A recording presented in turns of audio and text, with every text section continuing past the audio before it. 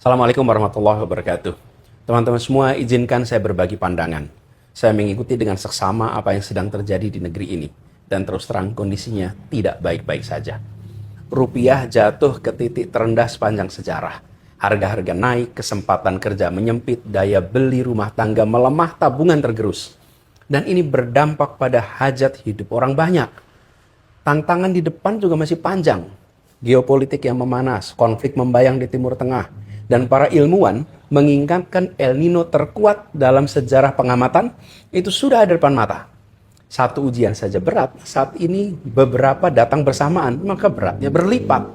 Dalam situasi seperti ini, yang paling dibutuhkan pasar dan publik adalah satu hal, kepastian. Bukan ketenangan semu, bukan masalah yang ditaburi gula-gula, tapi kepastian yang lahir dari transparansi dan kejujuran. Dari arah yang jelas, dari pemerintah yang tahu akan kemana negeri ini dibawa. Sayangnya, itu yang justru tidak kita dapatkan. Data dipilih-pilih, hanya yang baik yang ditampilkan, yang buruk disembunyikan. Komentar pejabat soal situasi serius sering terdengar enteng bahkan bercanda. Kebijakan berubah-ubah, hari ini begini, besok berbeda. Pasar bingung, publik bingung, investor menahan diri, bahkan sebagian kabur. Keteladanan juga tidak hadir. Di saat rakyat diminta berhemat mengencangkan ikat pinggang, pemerintah justru sibuk dengan hal-hal yang bukan prioritas. Pemborosan di atas, pengetatan di bawah. Ini tampak sebagai ketidakpekaan. Peringatan sudah datang dari mana-mana. Dari ekonom dalam negeri, dari lembaga keuangan internasional, dari media-media nasional dan internasional yang mengamati Indonesia.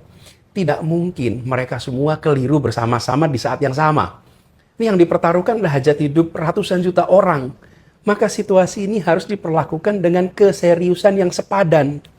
Oleh karena itu saya mengajak kepada pemerintah, berhentilah memberi obat tidur kepada publik. Buka data apa adanya. Sampaikan masalah dengan jujur.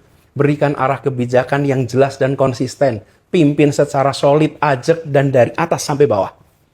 Itu yang menenangkan pasar, dan itu yang akan menenangkan rakyat. Lalu kepada teman-teman semua, bersiaplah. Suka tidak suka, masa-masa berat masih ada di depan kita. Tekanan ekonomi belum reda, cuaca ekstrim akan hadir dan menerpa, dan dunia di luar sedang bergolak. Tentu kita tetap harus optimis bahwa kita akan bisa melewati itu semua. Asal kita berjalan dengan mata terbuka, bukan dengan ilusi yang dibuat-buat. Kita pasti bisa, tapi syaratnya satu, serius. Mari kita serius mengurus bangsa ini. Terima kasih. Assalamualaikum warahmatullahi wabarakatuh.